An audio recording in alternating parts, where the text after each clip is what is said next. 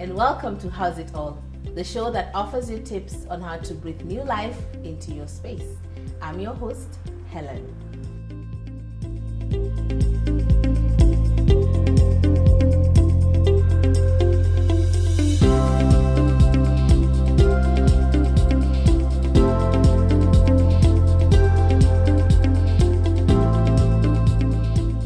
In today's episode, we're going to talk about window treatment.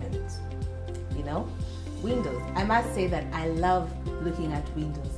I walk and I look at windows. I drive around, I have to look at windows.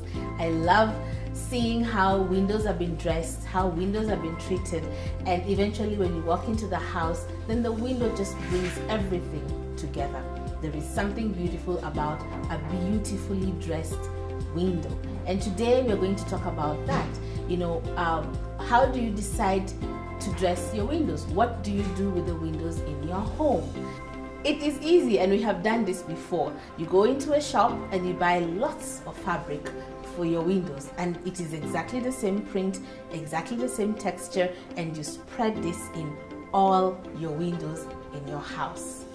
While that might be easy, it just turns your house into boring because there's nothing unique about the rooms in your home. Remember, your home has different rooms which serve different purposes. Even if it's a two-roomed house, even if it's a bed-sitter, even if it's a one-bedroom house, all the rooms in that house have a certain purpose they serve, and it is not the same purpose. For example, if you have a living room which has a window that has a beautiful view, you don't need filters. You can buy curtains, and during the day you can open up your curtains and enjoy the beautiful view. And at night you close up the curtains, and that's it. If you have a house that has, let's say you have a well-defined kitchen window or even a dining window, for example, you might not need to fully drape them in fabric kind of window treatment. You might want to consider Venetian blinds, for example. Venetians are very good alternatives, especially for the dining area, for the kitchen, and even for the bathroom and wash areas. Reason being, they allow you to adjust the amount of light that you bring into the space.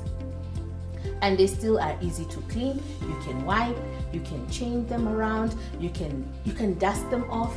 Unlike having curtains in your kitchen and then it gets hot and then the curtains get sticky, and then it might even be a health hazard if your curtains are close to the fire. So certain things to consider when you're buying window dressings.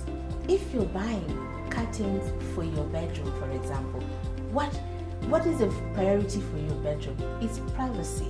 You want a private bedroom, and so you might want to consider certain fabric qualities and additions instead of your usual lining that you have on your curtains. You might want to go for something like blackout, and then you want to also go ahead and add maybe a filter, to give that a feel of intimacy and romance and beauty and just all these things coming together.